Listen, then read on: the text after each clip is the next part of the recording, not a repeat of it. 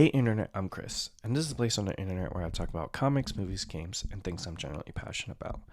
Absolute Wonder Woman is finally here. It is probably, there's only three absolute titles that are coming right now. We have a couple more coming next year, but Absolute Wonder Woman outside of Batman was the title I was probably the most excited about. Superman, not so much, but when I initially saw that Wonder Woman design from Hayden Sherman, I was like, I am completely down.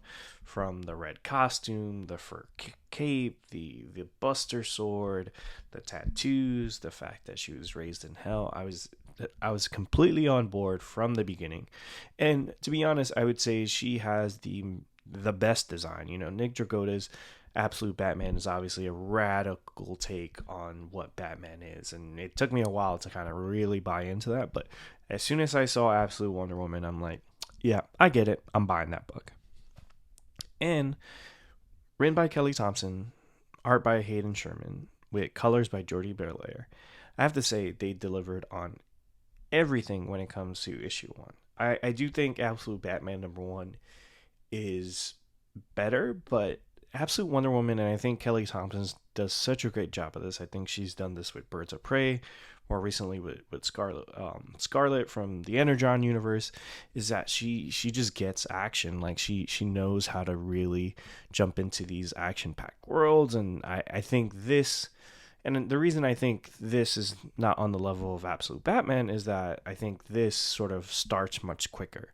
And there's set up in terms of Diana and where she's from. Obviously, she's raised in hell. She was brought there. The Amazons seem to be enslaved by Zeus, and I think the word Amazon is forbidden, and it's interesting. She's the last Amazon. Whereas like Absolute Batman, I think the reason I was so fascinated with that first issue is that it was able to flip the mythos completely while sort of doing what Scott Snyder really does well with Batman books. And there was just something about it that, I'm a Batman fan. Absolute Wonder Woman, I've been sort of craving something great. I just recently read Wonder Woman Earth 1, the Compact Comics edition, and I think Grant Morrison did an amazing job with the world of Wonder Woman. And I'm not a particular fan of the current ongoing series, so I just wanted to jump in. And I think for me, it's really cool, like Hayden Sherman's art and designs for this Absolute Wonder Woman world are so good, because I've never really been familiar with their work, and it just pops off the page, the way she looks. And then at the end of the issue you get a look at her lasso, and it's red. It almost looks like a laser. So there's just a lot of cool things kind of going on. And in terms of the story, like the setup of her being the last Amazon and sort of the Amazon still being alive, kind of almost imprisoned somewhere, it'll be interesting for her to see where she goes and how she discovers who she is. It reminds me a lot of Hercules, the Disney animated movie. There's even sort of like visual references, I feel, to it early on in the issue when she's a baby, and she grabs a snake and just throws it and is playing around with demons and stuff like that. I thought that was a really cool like visual reference. And for me, as Hercules is my favorite Disney animated movie, so if that's what Kelly Thompson's going for, I am completely bought in for the series. And I think now that we've had two absolute books come out, it is clear that sort of if there's a mandate, the mandate is go nuts. These are going to be creator driven stories. And it is very different from Absolute Batman in the fact that first issue of Absolute Batman, there's a lot more of Batman's world in terms of his supporting cast. There are some hints of other characters like the Joker coming in the future. With Absolute Wonder Woman, it is very much just Wonder Woman, her Pegasus, her adopted mom, Cersei, Apollo. You don't see any of the Amazons. You don't know what their mascara looks like.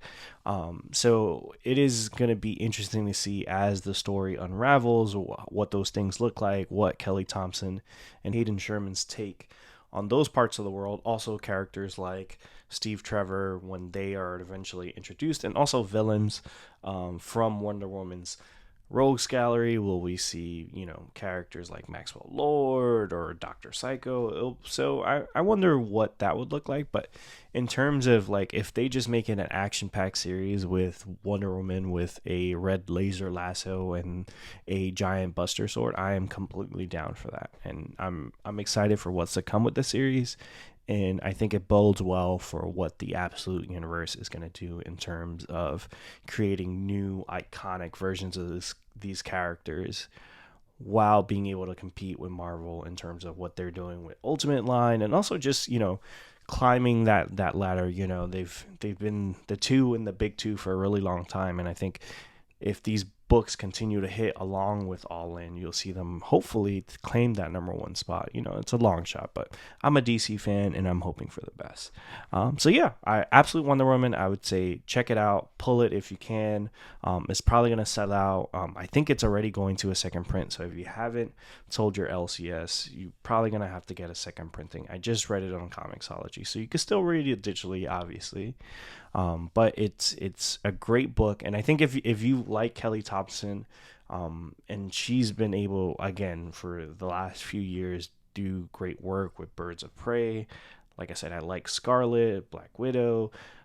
She's been in a real groove, and I think this is going to take her to the next level, especially with a character of the caliber of Wonder Woman. So yeah, Absolute Wonder Woman. Check it out. Let me know what you think. Like, comment, subscribe, and peace.